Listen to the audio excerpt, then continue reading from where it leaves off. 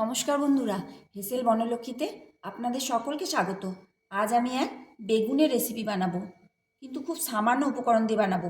তার জন্য লাগবে শুধু ধনেপাতা, কাঁচা লঙ্কা আর পেঁয়াজ। আর এই রেসিপিটা রুটি দিয়ে খেতে বেশ ভালো লাগে। তাহলে আসুন সম্পূর্ণ রেসিপিটি দেখে নেওয়া যাক। প্রথমে বেগুনটা কেটে ধুয়ে নিলাম, তারপরে এর মধ্যে মাখিয়ে দিচ্ছি লবণ আর চিনি। এখন এটা মাখিয়ে 10 মিনিটের জন্য রেখে দেবো।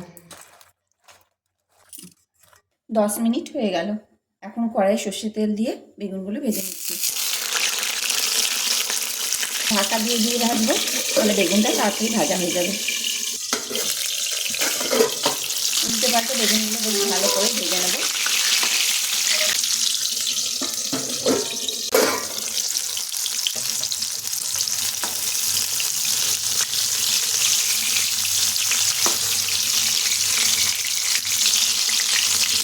এই বেগুনগুলো ভাজা হয়ে গেল, এগুলো এখন তুলে নিচ্ছি। সব বেগুনগুলো ভাজা হয়ে গেল, এখন বেগুনের খোসাগুলো এভাবে ছাড়িয়ে নিচ্ছি।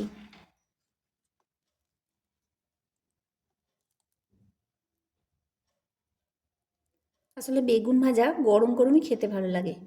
যদি বেগুন ভাজা এক্সট্রা হয়ে যায়, সে বেগুন থেকে যায়, সেটা ঠান্ডা হয়ে যায়, সে বেগুন ভাজা খেতে কখনোই ভালো লাগে না। ঠান্ডা হয়ে গেলেও কেউ খেতে পছন্দ করে না। তখন এইভাবে করবেন, দেখবেন সবাই খেয়ে নেবে।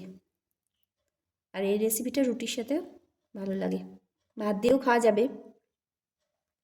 তবে আজকে গরম বেগুনে বানাচ্ছি। আপনারা যখন এই বেগুন ঠান্ডা হয়ে যাবে, তখন এই বেগুন দিয়ে করে নেবেন। সব বেগুনের খোসাগুলো ছাড়িয়ে নিলাম। এখন এর মধ্যে দিচ্ছি পেঁয়াজ কুচি, দিচ্ছি লঙ্কা কুচি, দিচ্ছি ধনেপাতা কুচি, দিচ্ছি সামান্য লবণ, আর দিচ্ছি 1 চামচ কাঁচা তেল, সর্ষের তেল।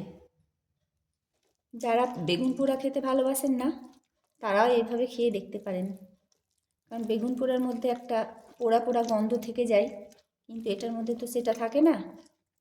তাই দেখবেন তাদেরও খেতে ভালো লাগবে।